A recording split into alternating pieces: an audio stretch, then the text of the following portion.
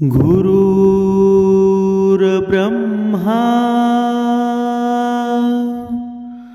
गुरुर्विष्णू गुरुर्देव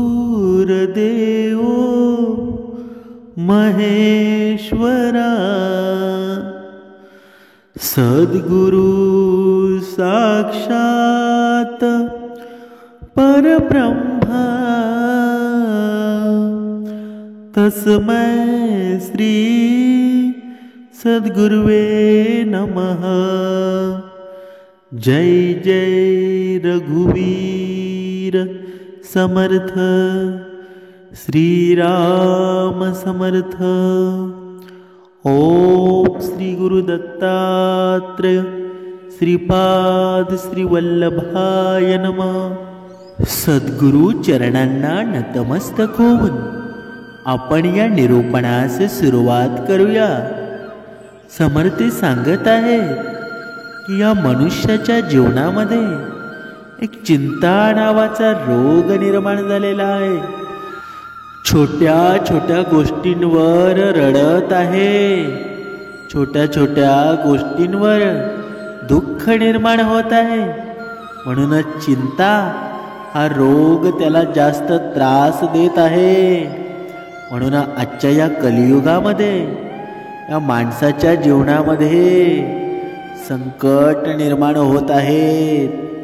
समर्थ सांगत आहेत की जर मनुष्याच्या जीवनामध्ये हा चिंता नावाचा रोग आहे, हा जर घालवायचा असेल, हा जर संपुष्टात आणायचा असेल तर काय करावं लागेल?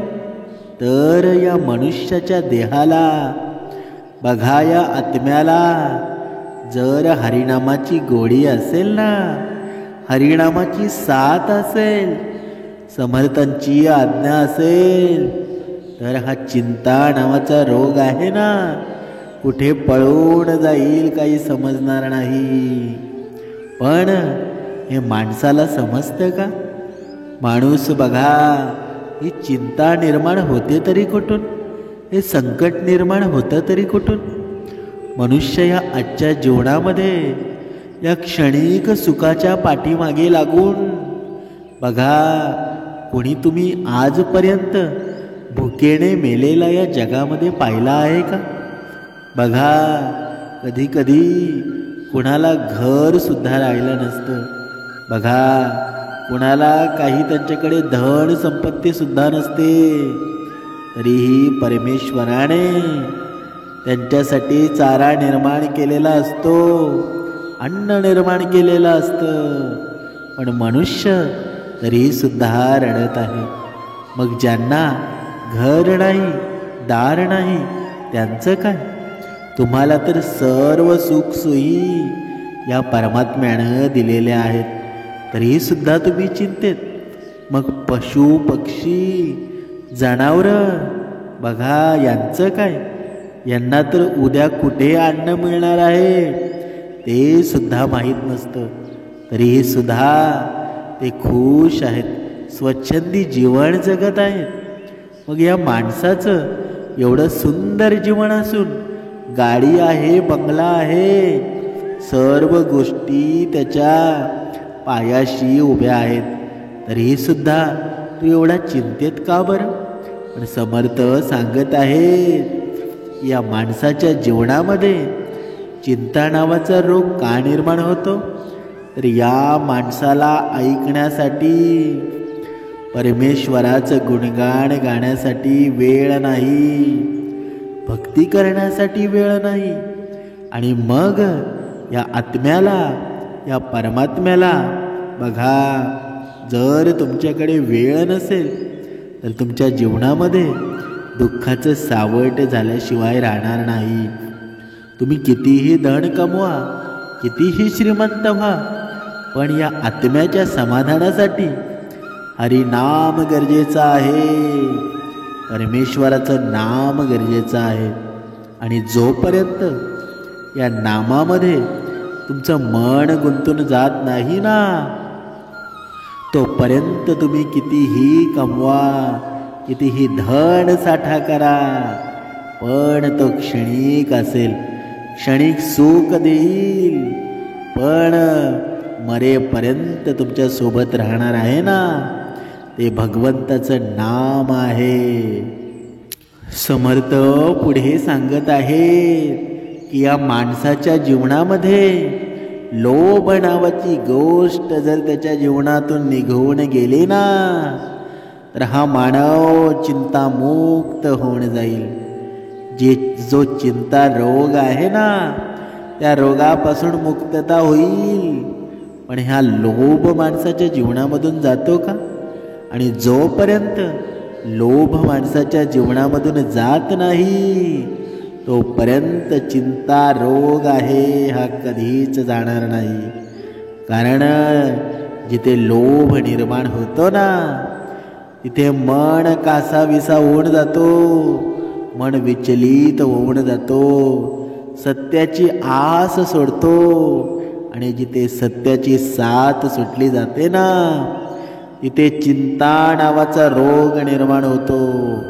बघा समर्थ पुढे सांगत आहेत, एका गावामध्ये एक ब्राह्मण राहत होता. तो ब्राह्मण यजमानाकडे पूजा अर्चा करून आपल्या चरितार्थ चालवत होता. दुर्दैवाने त्या देशात दुष्काळ पडला होता. त्यामुळं ब्राह्मणाला रोजच्या जेवणाची भ्रांत पडली. त्याला वाटू लागलं, यापेक्षा मरण पत्करलेलं परवडलं. असा विचार करून तो जंगलात गेला. तेथे वाघाला पाहिलं आणि ब्राह्मणाने विचार केला, या वाघाने मला जर खाल्लं तर त्याची भूक भागेल आणि माझी मृत्यूची इच्छा सुद्धा पूर्ण होईल. असा विचार करून तो वाघासमोर उभा राहिला. तेव्हा वाघ मनुष्यवाणीत बोलू लागला. वाघ म्हणाला, तू असा माझ्यासमोर का उभा आहेस? तुला मी खाऊन टाकेन याची भीती तुला वाटत नाही का?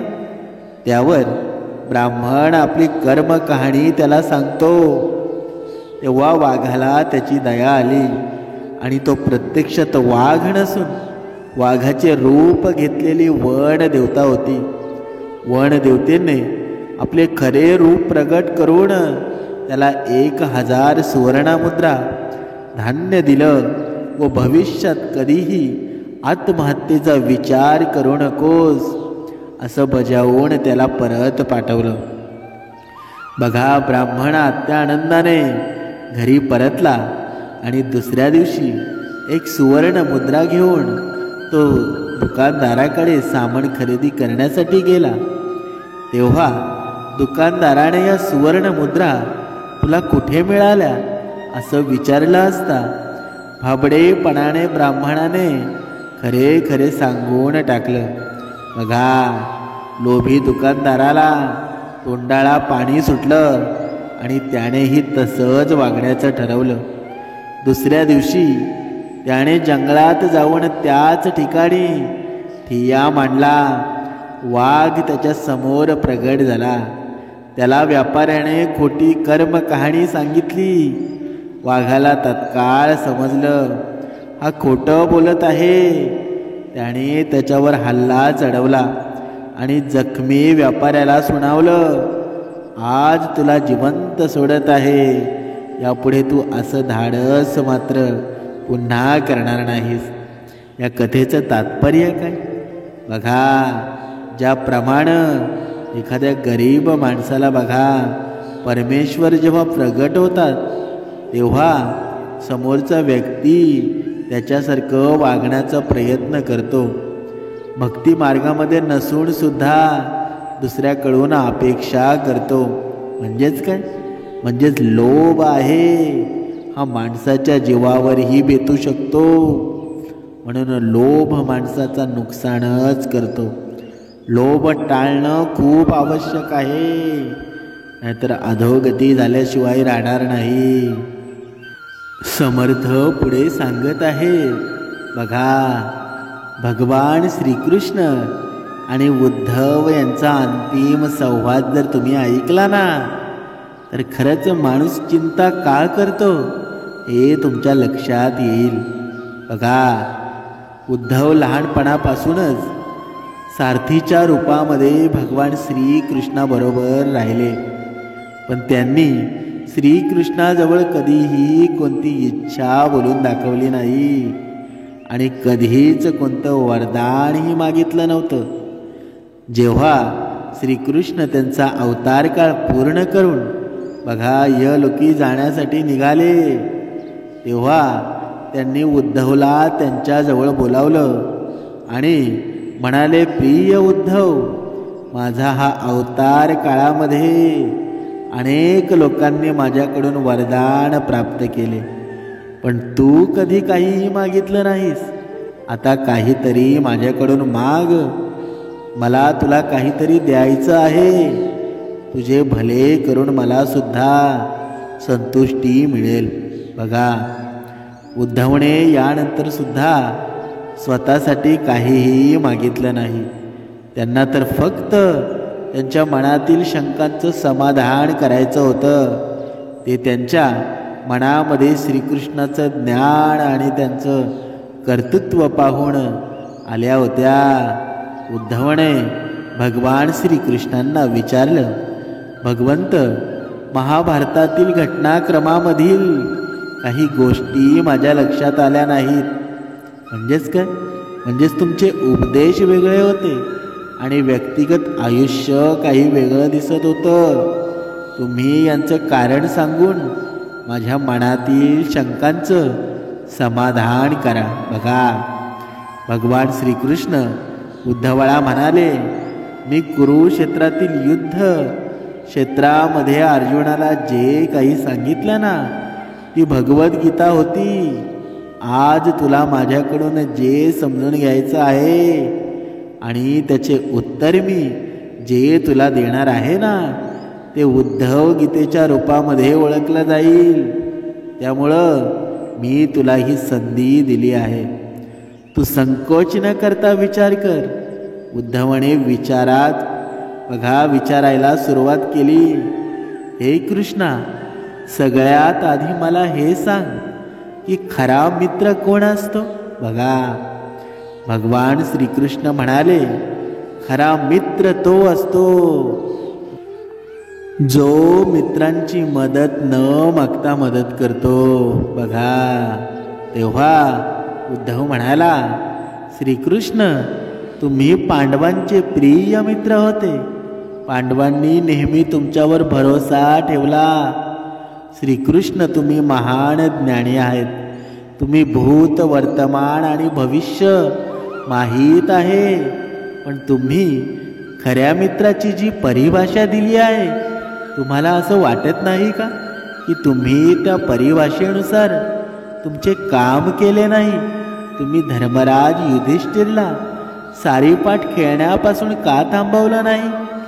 चला ठीक आहे, तुम्ही त्यांना का थांबवलं नाही, पण तुम्ही भाग्यसुद्धा धर्मराज युधिष्ठिरच्या बाजूने वळवले नाही. तुमची इच्छा असती तर युधिष्ठिर जिंकले सुद्धा असते. तुम्ही कमीत कमी त्यांना धन, राज्य आणि कमीत कमी त्यांना स्वतःला हरल्यानंतर थांबवू शकत होता. त्यानंतर जेव्हा त्यांनी त्यांच्या भावांना पणाला लावायला सुरुवात केली, तेव्हा तर तुम्ही सभा कक्षामध्ये पोचू शकत नव्हते. तुम्ही ते सुद्धा केलं नाही. बघा, त्यानंतर जेव्हा दुर्योधनाने पांडवांना नेहमी चांगले नशीब असणारे म्हणून द्रौपदीला पणाला लावण्यासाठी प्रेरित केलं आणि जिंकल्यानंतर हरलेले राज्य सुद्धा सगळे परत देण्याची लालच दाखवली. कमीत कमी तेव्हा तरी तुम्ही हस्तक्षेप करू शकत होता ना. तुम्ही फासे धर्मराज युधिष्ठिरच्या बाजूने पडवू शकत होते. या उलट तेव्हा हस्तक्षेप केला असता जेव्हा द्रौपदी जवळ तिचे शीळ गमावणार होती. तेव्हा तुम्ही द्रौपदीला वस्त्र देऊन द्रौपदीचे शीळ वाचवण्याचा दावा केला. पण तुम्ही असा दावा कसा करू शकता? द्रौपदीला एक माणूस फरफटत सभेमध्ये घेऊन येतो आणि मग एका महिलेचे शीळ कसे वाचवले. जर तुम्ही संकटाच्या वेळी तुमच्या आपल्या लोकांची मदत नाही केली तर तुम्हाला आपाद बांधव कसे म्हटले जाऊ शकते. बघा, तुम्हीच सांगा, तुम्ही संकटाच्या वेळी मदत केली, बघा मदत केली नाही तर त्याचा काय फायदा आहे. काय हाच धर्म आहे का. हे प्रश्न विचारता विचारता उद्धवचा गळा भरवून आला आणि त्याच्या डोळ्यातून अश्रू वाहू लागले. हे एकट्या उद्धवाचे प्रश्न नाहीत. महाभारत वाचताना प्रत्येकाच्या मनामध्ये हा प्रश्न येतो. असं काही आपल्या मनातील प्रश्नच उद्धवने भगवान श्रीकृष्णांना विचारले आहेत. बघा, पुढे भगवान श्रीकृष्ण हसून म्हणाले, प्रिय उद्धव, हा सृष्टीचा नियम आहे की विवेक असलेला माणूसच जिंकतो. त्यावेळी दुर्योधन जवळ विवेक होता, धर्मराज युधिष्ठिर जवळ बघा तो नव्हता. याच कारणामुळे धर्मराज हरले. उद्धवाला हैराण झालेले पाहून श्रीकृष्ण पुढे म्हणाले, दुर्योधनाजवळ सारीफाट खेळण्यासाठी पैसा आणि धन तर खूप होते, पण त्याला फाशांचा खेळ खेळणं येत नव्हतं. त्यामुळे त्याने या खेळासाठी त्याचा मामा शकुनीचा उपयोग करून घेतला आणि हाच विवेक होता. धर्मराज सुद्धा याप्रमाणे विचार करू शकत होते आणि दुर्योधनाला म्हणू शकत होते की त्यांच्याकडून मी खेळेल. थोडा विचार कर, जर शकुनी आणि मी खेळलो असतो तर कोण जिंकलं असतं. फाशांचे अंक त्यांच्यानुसार आले असते की माझ्यानुसार आले असते. बघा, चल ही गोष्ट सोडून दे. युधिष्ठिरने मला खेळामध्ये सामील करून घेतलं नाही. या गोष्टीसाठी त्यांना माफ केलं जाऊ शकतं, पण त्यांनी विवेकशून्यतेमुळं आणखी एक मोठी चूक केली. त्यांनी मला प्रार्थना केली की मी तोपर्यंत सभाकक्षामध्ये येऊ नये जोपर्यंत मला बोलवलं जात नाही, कारण ते त्यांच्या दुर्भाग्यामुळं खेळ माझ्यापासून लपवून खेळण्याची त्यांची इच्छा होती. त्यांना असं वाटत नव्हतं की मला माहीत व्हावं ते सारीपाठ खेळत आहेत. या प्रकारे त्यांनी मला त्यांच्या प्रार्थनांनी बांधून ठेवलं होतं. मला सभाकक्षामध्ये येण्याची परवानगी नव्हती. त्यानंतर सुद्धा मी कक्षाबाहेर उभा राहून वाट पाहत होतो की कधी मला बोलावलं जाईल. भीम, अर्जुन, नकुल आणि सहदेव सगळे मला विसरले. फक्त स्वतःचं भाग्य आणि दुर्योधनाला दोष देत राहिले. दुर्योधनाच्या आदेशानंतर जेव्हा दुःशासन द्रौपदीला केस पकडून फरफटत सभाकक्षामध्ये घेऊन आला ना, तेव्हा द्रौपदी तिच्या ताकदीनुसार लढत राहिली. तेव्हा सुद्धा तिने मला हाक मारली नाही. तिची बुद्धी तेव्हा जागृत झाली. जेव्हा दुःशासन तिला त्रास देऊ लागला तेव्हा तिने माझ्या नावाचा जप सुरू केला आणि तेव्हा मला द्रौपदीच्या रक्षणासाठी संधी मिळाली. जशी मला हाक मारली गेली ना, मी लगेच तिथे पोचलो. आता अशा परिस्थितीमध्ये माझी चूक मला सांग बरं उद्धवा. बघा, उद्धव म्हणाला, कान्हा, तुमचं स्पष्टीकरण नक्कीच प्रभावशाली आहे, पण माझं मनाचं पूर्ण समाधान मात्र झालं नाही. मी तुम्हाला आणखी एक प्रश्न विचारू शकतो का. बघा, उद्धवाने श्रीकृष्ण स्वारींना विचारलं. भगवान श्रीकृष्णांच्या अनुमतीमुळं उद्धवाने हा प्रश्न विचारला.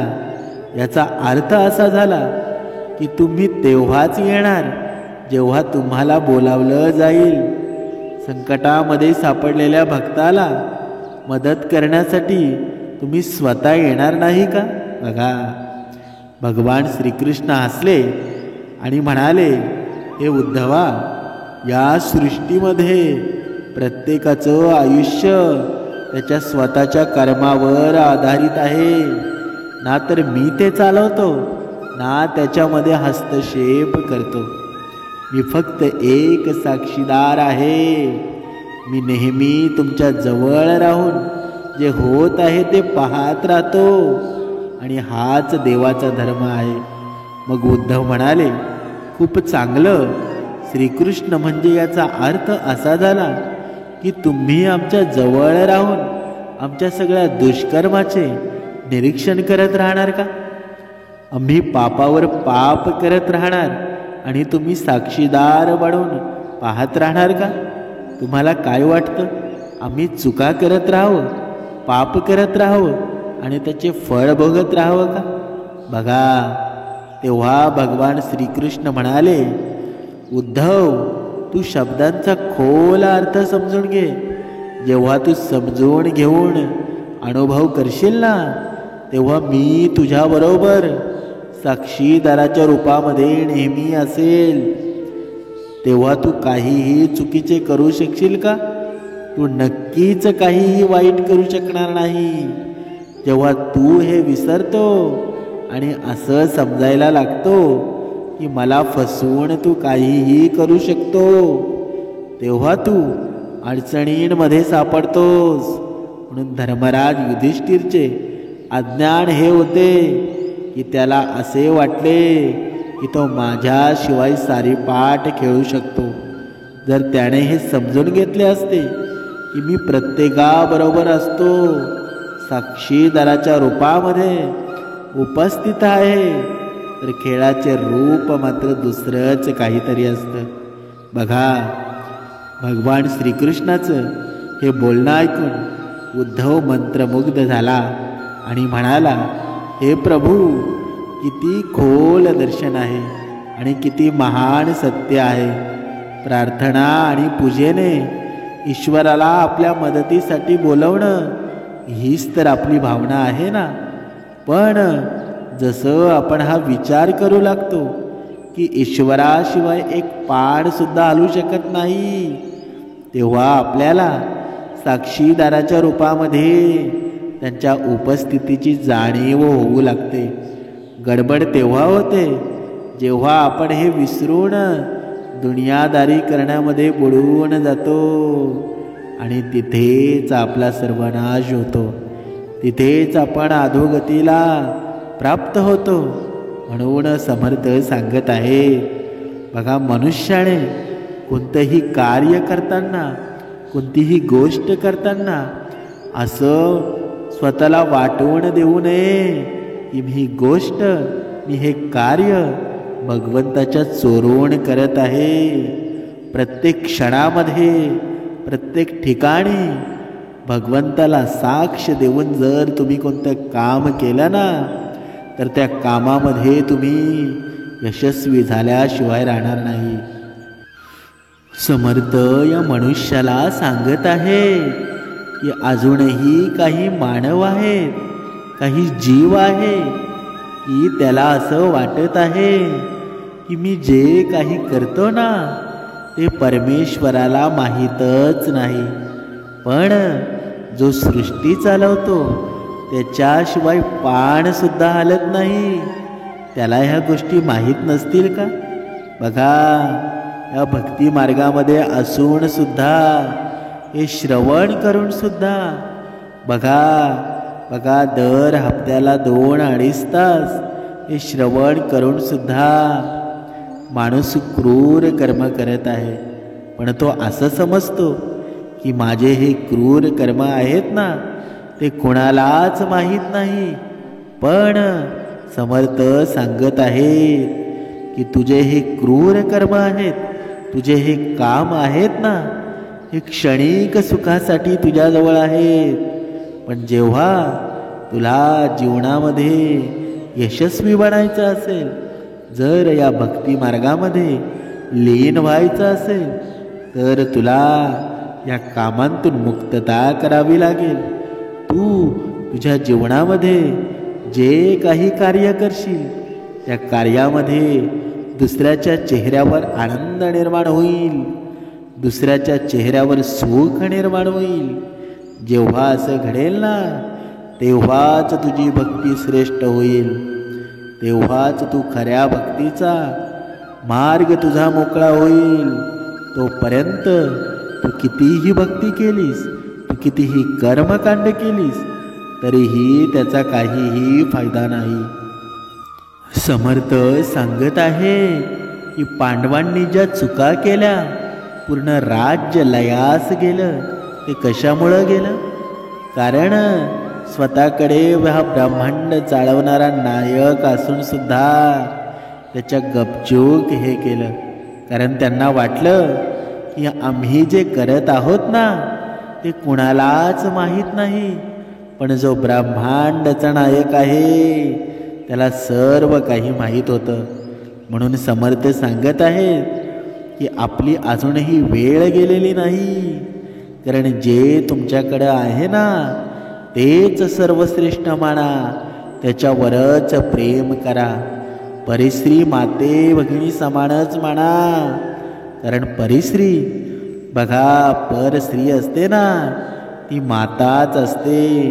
म्हणून हे नियम जर तुम्ही पाळले ना, तर तुम्हाला कसल्याही गोष्टीची चिंता होणार नाही. हा चिंता रोग आहे ना, हा कुठे पळून जाईल तुम्हाला समजणार सुद्धा नाही. म्हणून या मनुष्याचं मन शांत असणं खूप गरजेचं आहे. पण हे मन शांत कधी होईल?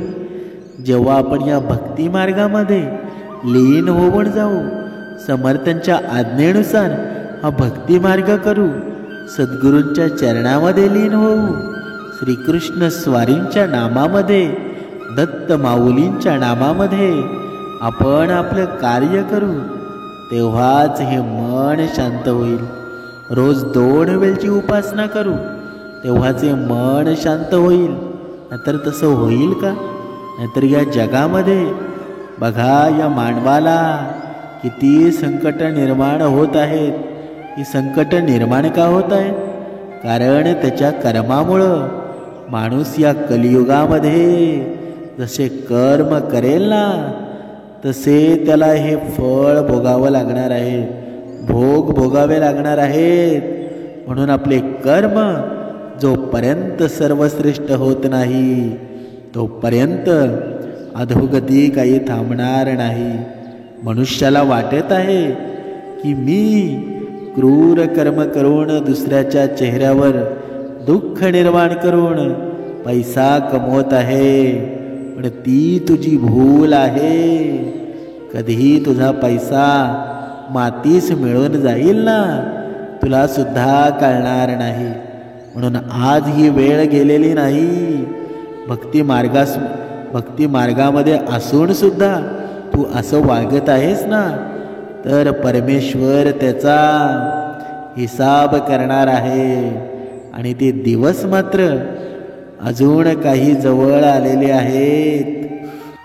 तुम्हाला जर वाटत असेल की मी भक्तिमार्ग पुढे पुढे करून माझे वाईट कर्म चालू आहेत आणि त्या वाईट कर्मामधून मी धन संपत्ती कमवत आहे, पण समर्थ सांगत आहे की जर तुम्ही भक्तिमार्ग करून वाईट कर्म करत असाल, मग तुमच्यापेक्षा भक्तिमार्ग न करणारा वेडा परवडला. पण तुम्ही नाही, कारण तुम्ही या भक्तिमार्ग करून तुम्ही या भक्तिमार्गाला दोष सुद्धा देता आणि त्याच्यामधून साध्य सुद्धा साधू शकता. पण याचा उपयोग मात्र तुमच्या भक्तीमध्ये होणार नाही, त्याच्यामध्ये तुमची अधोगतीच होईल. म्हणून तुम्ही भक्तिमार्ग करत आहात ते ठीक आहे, पण क्रूर कर्म करणं थांबवा, तेच तुमच्या फायद्यासाठी आहे. कारण समर्थ सांगत आहे की परमेश्वर सगळ्यांना ओंजळ भरून देतो, पण ओंजळीत बसेल एवढं नक्कीच घ्या, पण सांडण्या अगोदर ते वाटायलाही शिका. जर तुमच्या ओंजळीमध्ये बसत नसेल ना, तर आपल्या ओंजळीतलं दुसऱ्याला द्यायलाही शिका. कारण माणुसकी कमी होत चालली आहे. तेवढी फक्त जपायला शिका. आणि तेव्हा तुम्ही जेव्हा माणुसकी जपायला शिकाल ना, तेव्हाच खरी भक्ती घडेल. आणि ही भक्ती हीच देवाला आवडते. जिथे दया क्षमा शांती असते ना, तेथेच परमेश्वराची वस्ती असते. जय जय रघुवीर समर्थ.